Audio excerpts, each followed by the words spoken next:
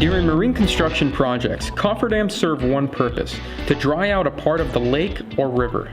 Cofferdams are enclosures that are built on bodies of water to make construction on land possible. Working in and out of water poses a lot of challenges for crews. By retaining the water, they create a dry work environment for crews to successfully and safely build projects. Cofferdams are usually formed from sheet piles that are supported by internal braces.